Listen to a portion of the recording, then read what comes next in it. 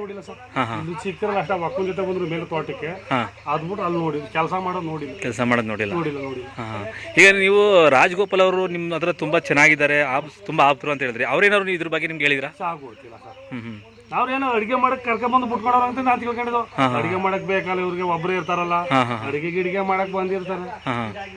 ಈಗ ರಾಜಗೋಪಾಲ್ ಅವರು ಇಲ್ಲಿ ಎಷ್ಟು ದಿವಸಕ್ಕೆ ಒಮ್ಮೆ ಬರ್ತಿದ್ರು ಸರ್? ಅವ್ರು ಇಲ್ಲೇ ಇರ್ತಾರೆ ಸರ್, ದನಕರ ಮೇಸ್ಗಳು. ಅವ್ರ ಫ್ಯಾಮಿಲಿ ಎಲ್ಲ ಎಲ್ಲಿದ್ದಾರೆ? ಅವ್ರ ಫ್ಯಾಮಿಲಿ ಅವ್ರ ಹೆಂಡತಿ ಎಲ್ಲ ಬೆಂಗಳೂರಲ್ಲಿ, ಅವ್ರ ಮಕ್ಕಳು ಬೆಂಗ್ಳೂರು, ಹೆಂಡತಿ ಮಕ್ಕಳೆಲ್ಲ. ಅವಯ್ಯಮ್ಮ ಒಬ್ಬನೇ ಸಾಯ್ತಾನೆ ಇಲ್ಲೇ, ಅಡಿಗೆ ಮಾಡ್ಕೊಂಡು ಪಾಡ್ಕೊಂಡು ಅವನೇ ಪಾಂಡ್ಕೊಂಡು ಜೀವನ ಮಾಡ್ತಾನೆ. ಈಗ ರಾಜಗೋಪಾಲ್ ಅವ್ರು ನೋಡಕ್ ಏನಾದ್ರು ಪ್ರಜ್ವಲ್ ರೇವಣ್ಣ ಅವ್ರು ಏನೋ ಬರ್ತಿರ ಇಲ್ಲಿಗೆ? ಪ್ರಜ್ವಲ್ ನೋಡಿಲ್ಲ ಸರ್ ನಾವು. ನೋಡಿ ರೋಡ್ ಗಿಡಲ್ಲಿ ಹೋಗಿರ್ಬೋದು ಗೊತ್ತು, ಇಲ್ಲಿಗೆಲ್ಲ ಬಂದಿರ್ ನಾವು. ನಾನು ಬರ್ತಾ ಇರ್ತೀನಲ್ಲ ಇಲ್ಲಿಗೆ, ಪ್ರತಿದಿನ ಬರ್ತೀರಾ? ಬರ್ತೀನಿ, ಹೋಯ್ತೀನಿ. ಈಗ ಬಂದಿಲ್ವಾ? ನಾವು ಡೈಲಿ ಬರೋದೇ, ಬಂದು ಇವ್ರ ಮಕ್ಕ ನೋಡಿ ಹೋಯ್ತೀನಿ. ಈಗ ಮೊನ್ನೆ ಸಂತ್ರಸ್ತ ಮಹಿಳೆನೆ ಅಂತ ನಿಮ್ಗೆ ಹೆಂಗ್ ಗೊತ್ತಾಯ್ತು?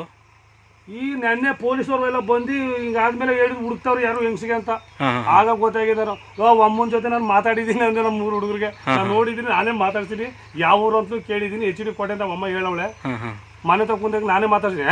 ನಾನೇ ನೋಡಿನ ಮರ ಅಂತ ಹೇಳಿದ್ದೀನಿ. ಕೇಳಿಬೇಕಾರೆ 3 ನಾನೇ ಹೇಳಿದ್ದು. ಪೊಲೀಸರು ಇಲ್ಲಿ ತೋಟಕ್ಕೆ ಬಂದಾಗ ನೀವು ಬಂದಿರ ಇಲ್ಲಿಗೆ?